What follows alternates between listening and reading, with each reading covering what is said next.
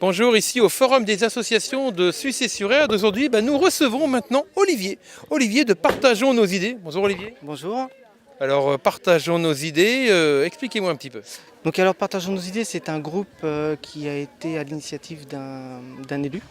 Et moi en tant que citoyen et utilisateur de véhicules électriques depuis 2012, j'ai souhaité le rejoindre pour apporter mon expérience et aider les citoyens et les habitants de Sucé-sur-Erdre à passer à l'électrique ou au moins à répondre à des interrogations, à des questions, des préjugés. Parce que pour moi en fait les personnes qui sont déçues des voitures électriques, soit ils ont mal été informés, soit on leur a pas tout dit. Parce qu'autrement, quand on a essayé une voiture électrique, en général, comme souvent on dit, l'essayer c'est l'adopter, mais on n'est pas loin de la réalité. C'est ça. Alors là, la voiture électrique, on vous a vu arriver. On vous a vu arriver, on vous a pas attendu arriver. Oui. Non, c'est sûr. C'est pas un petit peu dangereux?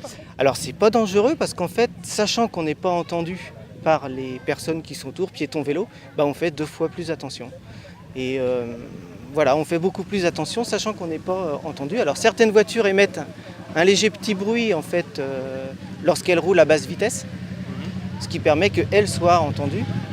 Mais sur ce modèle-là, il n'y avait pas ce système-là encore à l'époque, puisque c'est une voiture qui date de 2011. Ah oui. Donc voilà.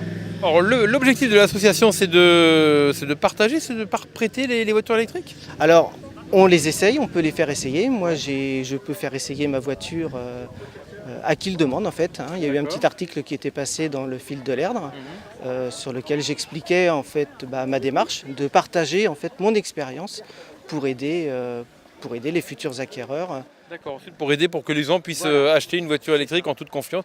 Au final, avoir des informations sur la voiture électrique. Voilà, des informations d'utilisateurs parce que c'est réellement ce qui est le plus important. Moi, j'ai pas de voiture à vendre. Je peux partager mon expérience, ce qui va pas, et répondre à beaucoup d'interrogations par rapport à ça. D'accord. Alors qu'est-ce qui va pas dans la voiture électrique? Là, il n'y a pas grand-chose qui va pas. Non, il n'y a pas grand-chose. Après, ça se recharge à la maison pendant qu'on dort. Moi, ça se recharge sur les heures creuses.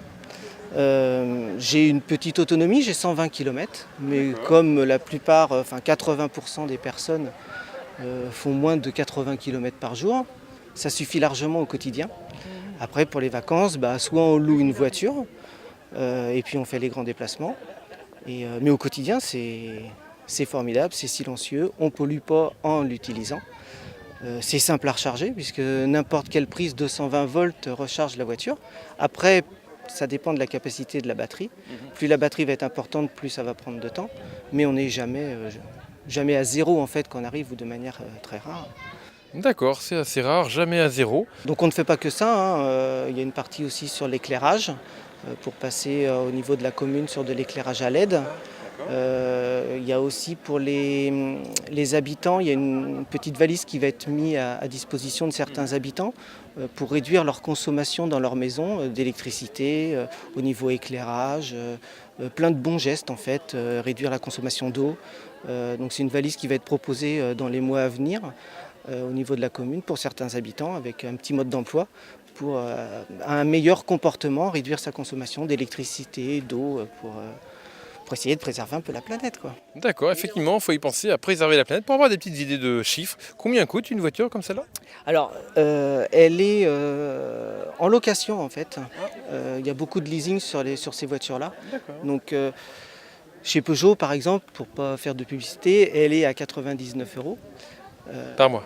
par mois, voilà. Plus le coût de l'électricité? Plus le coût de l'électricité. Alors moi, sur les heures creuses, par exemple, à la maison, je fais plus de 10 000 km par an et ça me coûte moins de 200 €.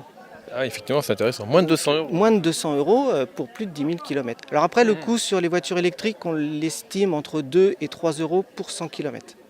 Mais voilà, depuis que j'ai essayé une voiture électrique, je n'achèterai plus de voiture thermique. D'accord, maintenant vous l'avez essayé, vous l'avez adopté. Exactement, c'est pour ça que c'est vrai que c'est vraiment bouleversant. Il n'y a pas de bruit, c'est super agréable à conduire. Ça c'est vraiment top. Ouais. Eh bien écoutez, si comme moi vous avez été convaincu par Olivier, comment est-ce qu'on vous retrouve? Où est-ce qu'on vous retrouve sur le net? Sur le site de la municipalité. Vous n'avez pas un site internet? Je roule en voiture électrique depuis 2012. Oui. .com.fr? C'est une page sur Facebook. Ah d'accord, ok. Une page Facebook, je roule en voiture électrique depuis 2012. Très bien. Et de temps en temps, vous en sortez pour et moi répondre aux interviews. Voilà, c'est ça. Autrement, sur la commune de Sucé-sur-Erdre, il y a eu un article, il y aura aussi mes coordonnées dessus pour me contacter. D'accord. Bon, bah très bien. Eh ben, merci pour toutes ces informations, Olivier. Et puis alors, bon forum. Merci à vous.